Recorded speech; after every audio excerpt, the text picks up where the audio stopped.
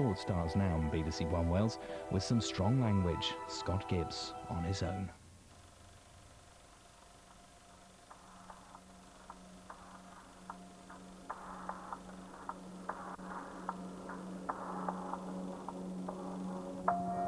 CBS FM 101.1 wishes you and yours marshmallow world. During the holiday shopping rush, it's hard to find Blazing, hip-hop, and R&B. You alone is our hope for years to come. That's what you get with black girls. That's the beauty. You're right. You got it. During the holiday shopping rush. Have you been here before? Yeah, a couple of times or so. Scott Gibbs at his strongest and best. I got about 563 pounds of flesh out there. Where are you from? South Wales. South Wales? Yeah. Okay, that helped me. We got the real classics for you. Picked up well by Gibbs. Oh, Scott Gibbs still going to the line. He's got it away there. Don't miss it. Doors open early, 7 a.m. Saturday. Free profit. Play rugby, do Rugby? you know rugby? Over here it's not too big. Scott Gibbs is through. Scott Gibbs has scored. What an amazing try.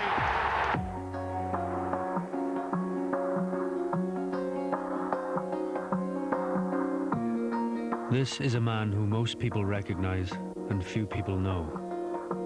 A man who strives for independence. He likes the other side of things, the pleasures of anonymity, being away from the crowd.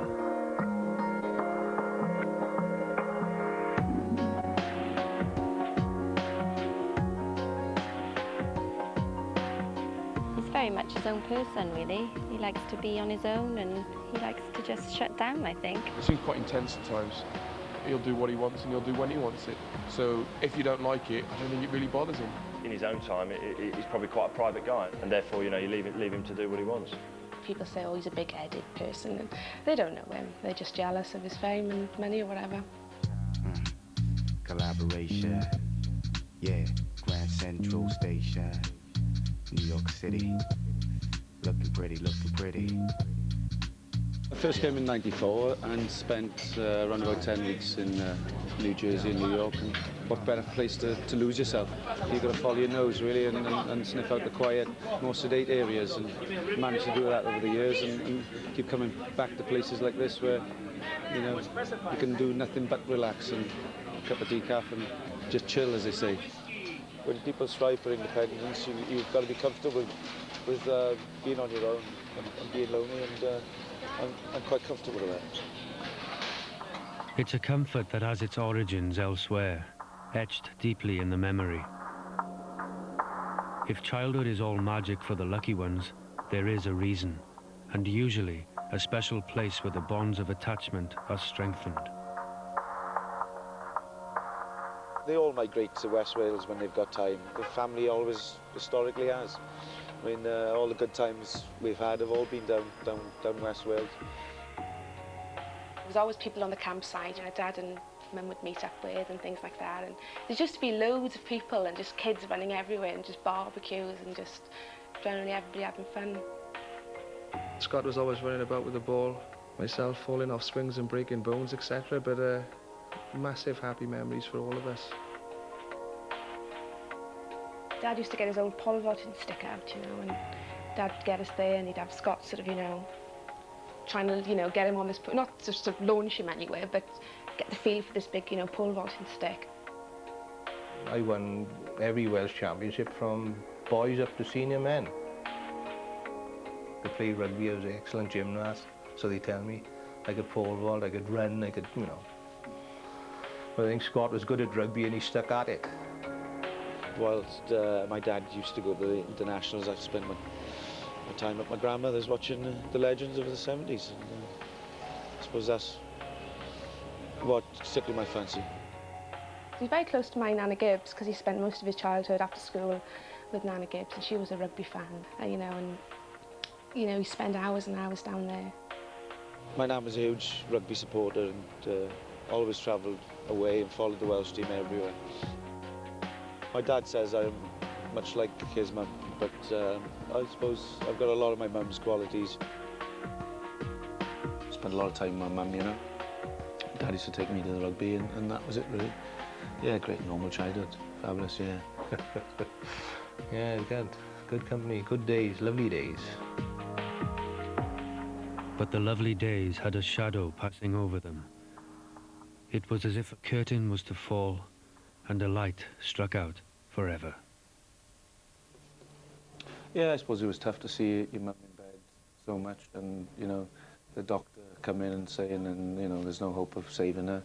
I mean, my dad pulling me one side and telling me, you know, Mum's not going to come through this. Doesn't matter how strong she thinks she is. So, you know, having seen my mum always laughing and joking, and always had a smile on her face, happy with herself, you know. To see her delirious as she was when she was ill was, you know, painful for all the family, really. Very painful. Ah, Jan was great, wonderful. Full of life, full of fun, always laughing. Yeah, she was great. Wonderful man. With the three of us, Scott, I think, dealt with it better. Where I was the baby, I got sort of, you know, mollycoddled, and, you know, and Simon was the in-between guy, you know. But yeah, he took responsibility of the two of us, I think. He was very, very strong, unlike myself. But yeah, he seemed to cope with it phenomenally well. I, on the other hand, didn't cope so very well. But you know, we all helped each other, and we come strong. We come together, tight-knit, and we come through it. You know, there's not a great deal of years between us, so we all kind of went our own way and done what was comfortable for all of us. It's normally when we're all drunk, you know, the conversation of Mum comes up, and then it's, you know, oh, we all get a bit sentimental, and it's all like, oh, stop now, you know, can't talk anymore, we're all boys, you know, and I'm going, no, come on, let's talk about it. I'd give anything to go up and see her for 10 minutes, you know, or stay there, but maybe one day, yeah. It was everybody's loss, but there was a family strength, perhaps a part of her legacy. I took a cracking photograph of her when we were on holiday one year, and again, it just, you know, not that I hammered to photograph one of those little Polaroids and whatever, but that just said it all about her, you know, the smile on her face. Yeah.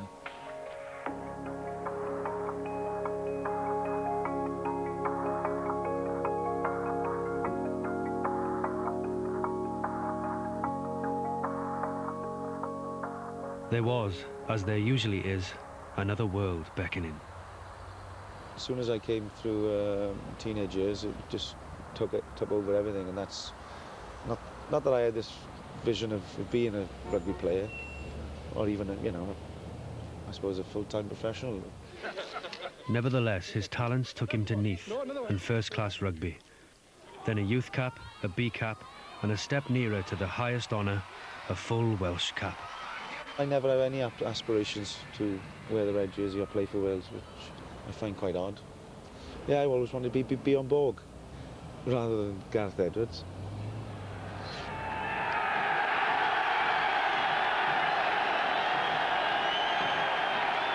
19th of January 1991 versus England, and we lost.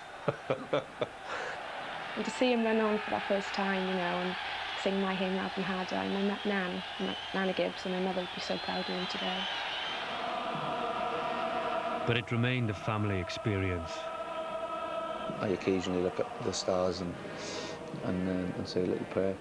That day, from the kick-off, the ball went straight down his throat. For the first 20 minutes, that's all my senses could feel was the sound, the noise of the crowd. I suppose I wasn't disappointed to lose because I was just so delighted to be there. There were more great days to come, with his new club Swansea, Wales, and possibly the British Lions.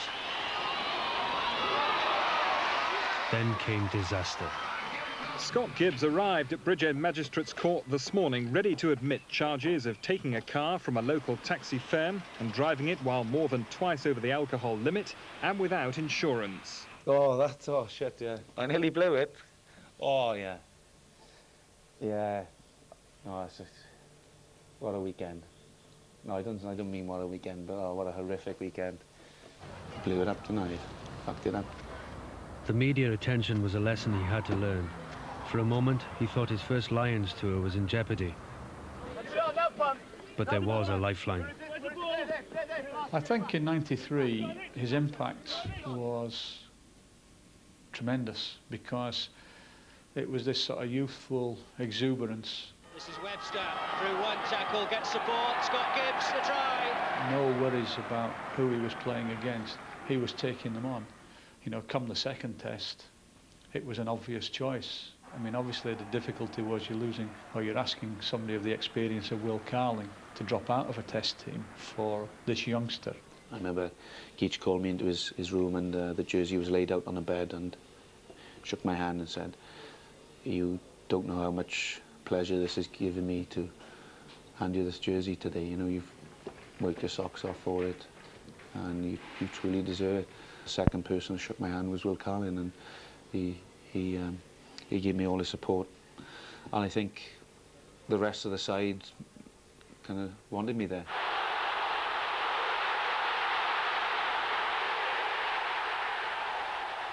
When you're looking in that sort of environment, you can't ask for anything more, because that makes the difference in not just being a good international, but being a good Lion.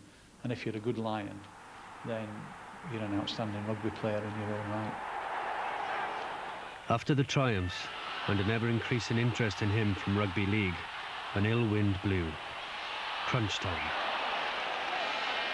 Every professional sportsman's fear, and a warning, time to learn again. I think after his injury for the Barbarians versus the All Blacks in December '94, was it? Was the turning point, really, that he'd had this injury, this bad knee injury, and he'd turned down these rugby league clubs, and it could have been the end of his career, and he could have ended up with nothing. I ended up paying for my own scan, paying for my rehabilitation fees. People in the Welsh Rugby Union at the time, certainly the Barbarians, they weren't interested in Scott. Laying in hospital, I was the only one that used to go and visit him. I was quickly forgotten. That's the way rugby is. And he said, "Dad," he said, "I don't know." He said, "I think if my knee is okay now," he said, I'm gonna take the money and go." And I said, "You do it." Going north always had a certain sting about it, a sense of betrayal. Yeah. Well, he was vilified by Swansea, wasn't he? And everybody else in between. At the time, I mean, I couldn't come to grips with that at all. You know, I just thought that was totally wrong of everybody to say that he was a rugby prostitute. It didn't make me bitter. It just made me learn to respect that, you know, I'm in control of my destiny. This is what I want to do. Yeah, he went to America for a few weeks, and I was left to answer the phone and read the newspapers, as they say, and it wasn't a particularly good time to be around. So he was off on his own again. It was not just seeking time to think, to get away from pressures. Simply, they don't know me over here. Under that massive cloud when I left Swansea to join St Helens, it was important for me to get away and clear my thoughts, ready to build up for a new lifestyle, a new career.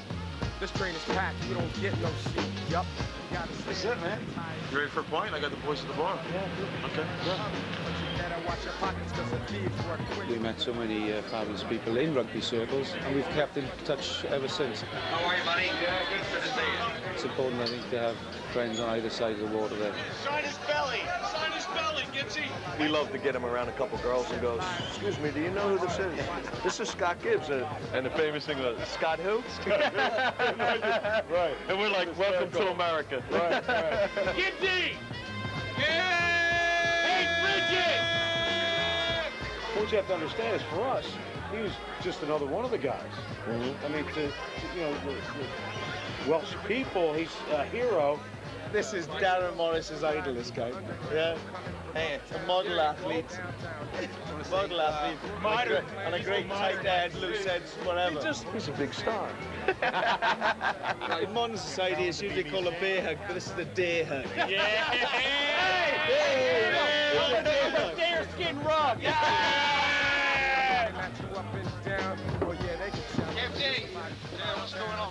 they won't harm you, well they might. And that ain't right, but every day is like a fight. There are some things that defy geography, like the morning after. Suffering now. No. Yeah, I didn't realise they made an effort to get out, didn't they?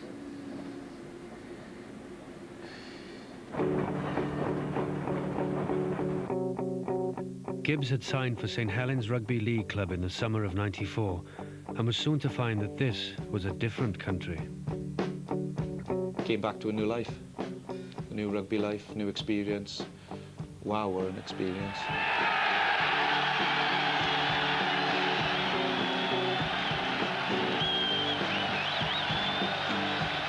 Would you be scared? I got spat in, I got gobbed in my eye the first tackle.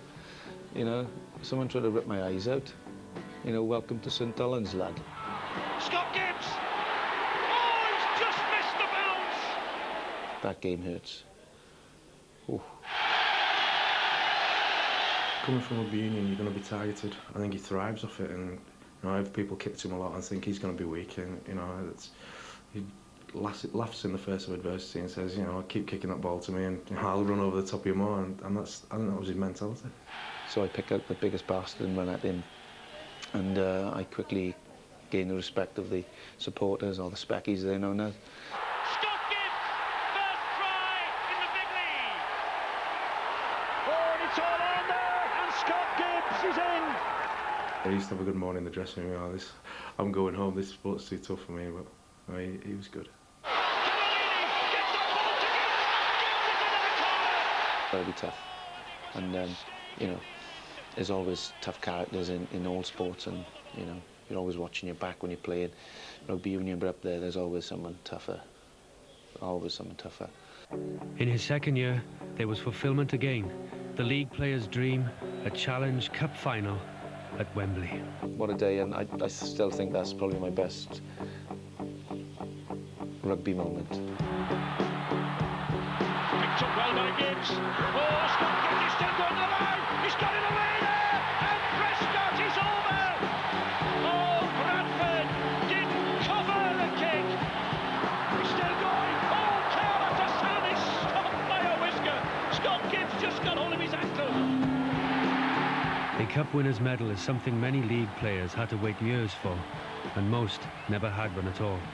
I suppose the satisfaction of being there and winning with a team for a rugby union guy is fantastic, you know. It was another triumph in a bleak place. He had started alone, but he did not remain alone. He had the strength, and a friend who raised an old temptation. We decided that we'd go up to Murrayfield and watch a game. Scotland were playing France. And I just looked over at him, I said, you miss this, don't you? And he looked back and he just nodded his head. Well, yeah, I miss this. The Five Nations is something special, you know, and the camaraderie that the sport has. You know, there's no difference to the rugby league, but it was the big stage again, you know. Scott kind of said, well, yeah, I'm going to go back and play for Wales. He missed Wales enormously, I know that, when he was up there. I hope people think and look back on my time in St Helens, and you know, those rugby anoraks, to say, well, yeah, you're not a bad lad, old Gibbsy.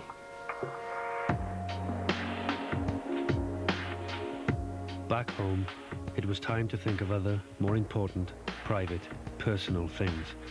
It was time not to be alone.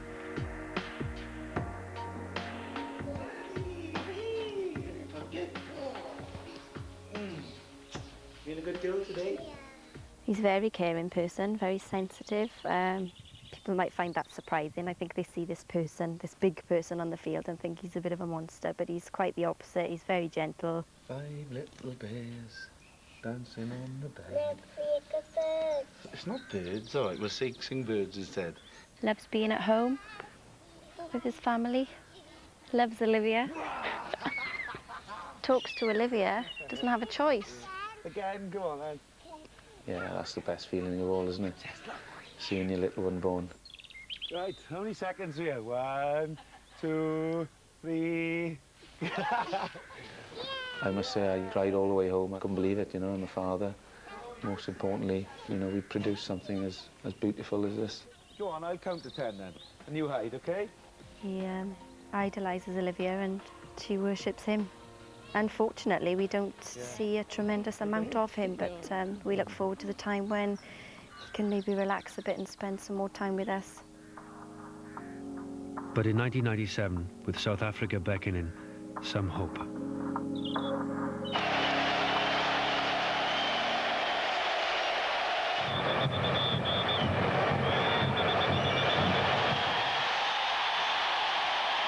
First test match against South Africa, it was there was so much at stake, and he called us in, which normally the captain does. And, you know, everybody linked arms, and he's there, and he's just telling us what, you know, what's expected, and you know how much he wants to get stuck into the South Africans, how much he wants all of us to enjoy the physical experience. Fucking great tackle. And, you know, get in there, get your head dirty, get your head buried into somebody's, you know, get your shoulder into somebody's stomach. Well, that's not really my cup of tea, but, but with someone like Gibbsy, once he starts saying something like that, it was such a passion, and you start believing it, and you're there on the wave. Enough, it's never enough. It's never enough. Come on, we talk. It's never enough. The fucking wall. Let's do it again. We don't expect to win. If you're in a war, Gibbsy's the type of bloke you want on your side. You don't want to be against him, and he's one of these guys I think you'd have to put about 20 bullets in to actually finish him off. There's just no stopping him. Go on, Gibbsy! Go on, Gibbsy! He just led by example, and you know, the South Africans have always been regarded as a very physically dominating country. They like to run all over you and walk all over you, and I think he turned the tables around and did that to them. He's looking at the South African pack going, come on, come on, come on. I'm sort of going, easy now, Scott. But he's literally shouting at them, just, you know, just having a go at them, basically, to dare them to run at him. On to Scott Gibbs. Oh, that's magnificent rugby. I mean, the Oz Durant incident was, you know, a story I tell quite a lot of the time, when he's literally mowed. He just ran into him and mowed it. I mean, I would try and run round him. Most other backs would try and run round a guy that big, you know, 6'1" and about 20 stone. But Gibbsy's just taken Route 1 and just floored him. Scott Gibbs on the charge. Oh, look at him go. What a run by Scott Gibbs. The defining moment of that tour was when Scott Gibbs walked past Oz Durant and said, "Get out, you big fat lazy bastard." Yeah, I suppose a lot of people had a go at him, didn't they? I mean, I was lucky. The timing was right. I caught him at a weak point. Of course, everyone got stuck into him. So I said, "Get up, you fat bastard." Knowing that I would never go back to South Africa again. So when he turned up in the Barbarians tour this year, I was hoping, oh my God, I hope he hasn't got a knife and fork in his pocket then. I was going to eat me alive. Was just unbelievable, and it gave myself a lift, and probably the rest of the team, and in the end was the difference between winning and losing. So I'd say you couldn't underestimate his contribution to that entire tour, no.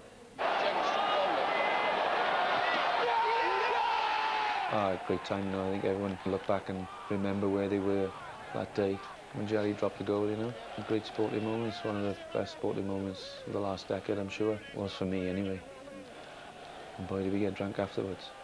Yeah, I'm lounging. I got my man Donald Burns on the horns. I want to give a big Then he took his Lions friends to the place he knew, his place. Yeah, after the Lions in '97, Gus Scott, Len and Delalio, myself, came out for a couple of days courtesy of Virgin Atlantic and hang out over there at Pier 17 and a few beers. Contrary to what some people might think, we actually did quite a bit of shopping, which no one would admit to, but we also did quite a bit of drinking. Obviously, Jason Leonard was there, who's, you know, anyone in the front row will tell you that, you know, if you want to take on Jason and drinking, you normally come off a poor second, but we certainly had a great time. I'm not so sure. I'm not so sure that he tried to drink us under the table, but he certainly held his own, that's for sure. It's been good to have that relationship off the field as well as on it. You know, played against him, played rugby with him, had a few drinks with him. I wouldn't say he's the greatest drinker in the world. I mean, I call him the fastest prop in the world, but he doesn't drink like a prop. He drinks like Rob Andrew or Will Carnan. He's not very good at all.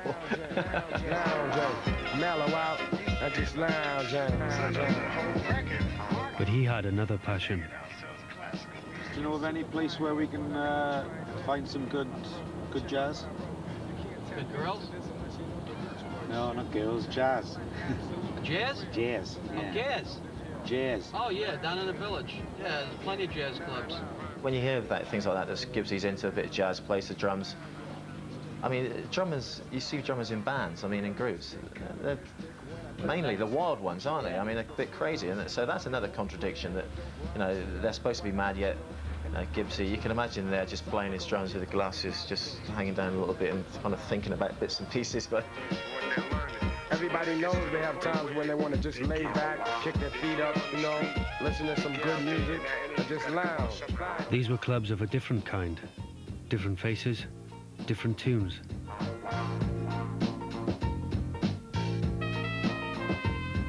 Music was in the blood. Love for music in the family in general is a big thing, and especially with Dad playing drums and me growing up listening to Dad play drums and Scott listening to Dad, you know, and growing up, the drums and music was always in the household. I played drums for about 25 years, around every club, South Wales basically.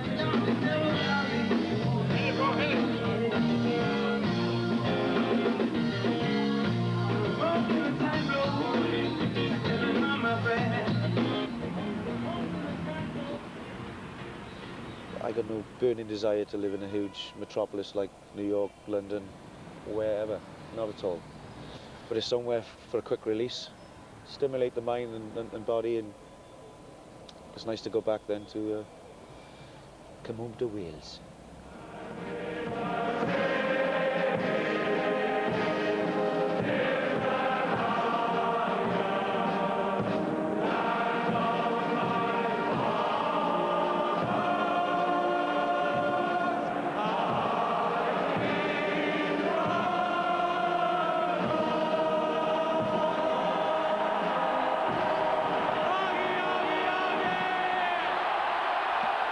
It was a game to talk about all through the night. That night, the next night, and the one after that. England again, but at Wembley, one of the games of the decade.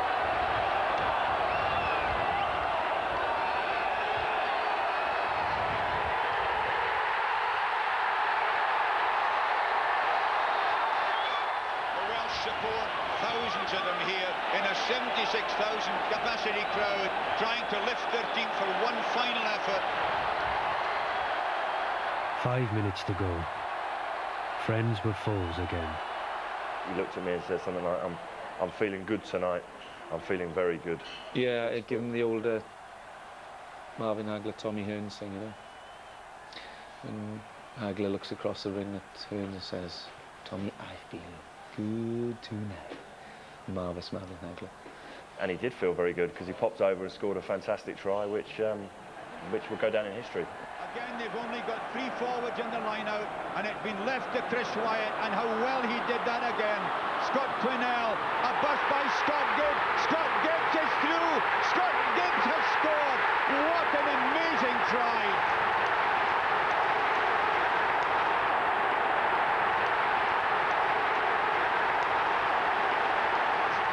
My sister was there that day. She was crying her eyes out as well. And I think a lot of people were, because it was that tense, it was that emotional. I just remember everyone standing up and I couldn't see a thing. And Steve said to me, your brother's just scored the try. And I was just screaming on the mobile straight away to Dad, saying to him, oh, you know, superb, you know. If there was any player that was going to score that try, and he had to be Welsh, I'm glad it was Scott Gibbs. One last kick and the game was won.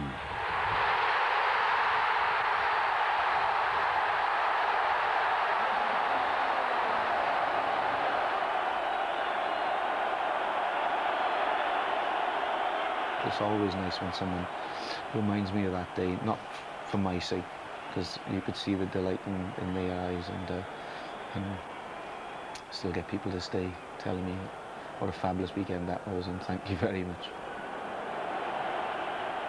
That try secured his place in Welsh rugby history, and the number 12 shirt became almost a password.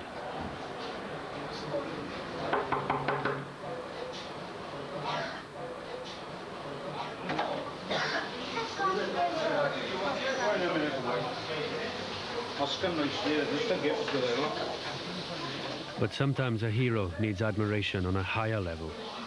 Scott pulls out performances that are above and beyond his own ability sometimes, and that's when he's great. But sometimes he can be mediocre. Some of the games you can tell that the guy's not excited, and you can tell that he's not going to put in the top performance, and he wants games that are going to bring out prizes, that are going to bring out silverware, and that obviously have cash incentives as well. And I think Scott is a big game player. Listen up, 2 seconds. We know what it's all about, yeah?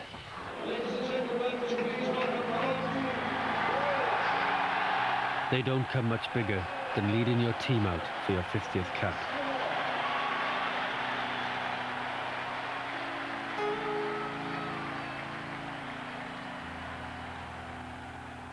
England again, but the roles reversed. The fire burnt elsewhere. Yeah, I was disappointed, you know, just to be kind of humiliated like that. But that just shows the level and the quality of their side. You know, they're playing better football than any other team on the planet at the moment.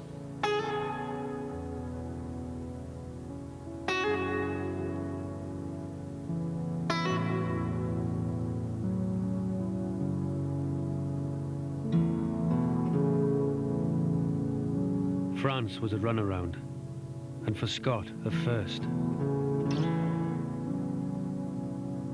Substituted. The crown can always slip. I'm not used to viewing anything from a bench. I'm either playing or I'm not playing, so I was a bit pissed off.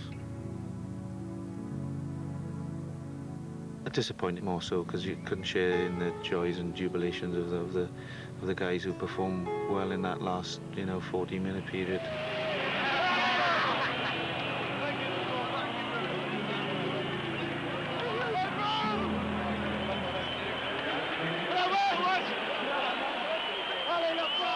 Maybe I should have made a fuss, but I didn't make a fuss. I knew that, perhaps I was trying a bit too hard. Whatever, but, you've got to stand up and take it sometimes.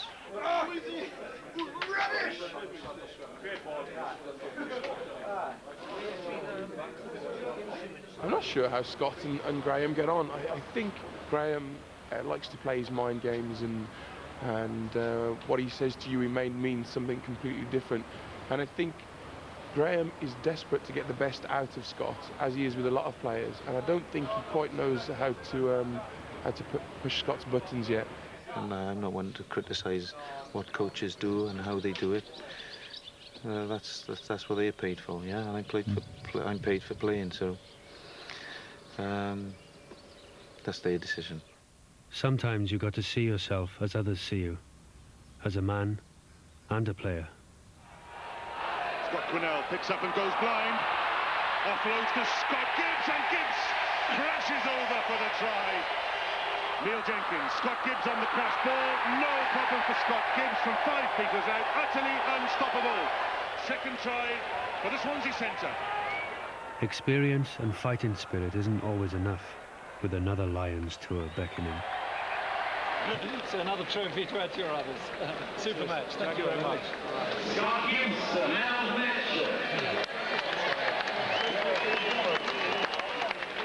match. Delighted to bounce back and get man of the match. Don't get it very often, but as you can see, what a superb trophy to commemorate the afternoon. So I'm never, needless to say, quite pleased. Silverware on the sideboard, but would it impress the man who mattered, the Lions coach, Graham Henry? Well done. Well kept, you disciplined very well in those circumstances. Both sides would have fallen apart. Bloody superb. Well done. I worked hard. I worked really hard this year. But if I don't go, then of course I'll be disappointed. But I'm old enough to swallow that. Elsewhere, it's decision time. There've been no phone calls. Time to be with the family. Some players will be overjoyed. Some will be deeply disappointed with the announcement of the team. Allegedly. Allegedly. The centres are Mike Cath, Bath and England. Will Greenwood, Harlequins in England, Rob Henderson of Wasps and Ireland, Brian O'Driscoll of Blackrock College in Ireland, and Mark Taylor of Swansea in Wales. I think a lot of people around me were more disappointed than I am because they know what I've given this year to strive for it. Is it very hot, sweetheart? No. Sure. You better blow Well, there's always unlucky players, and Scott would be unlucky. He's done it and been there before and done it before, and he was definitely considered, and a lot of discussion about Scott Gibbs. I've rung Scott. I couldn't get hold of him. I left a message for him, and you just feel for him. You've got the rice inside the bag.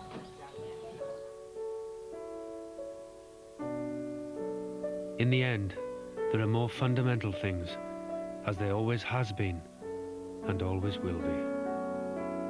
I've sacrificed too much this year, and maybe too much really. Family is number one, and I've kind of, as I've said earlier in my interviews, that I've neglected that because I've put rugby ahead of everything. You realise it puts rugby into a whole different ballgame then. Yeah, I need to put some serious time into rekindling my family. Marriage, according to the law of this country, is the voluntary union for life of one man with one woman, to the exclusion of all others.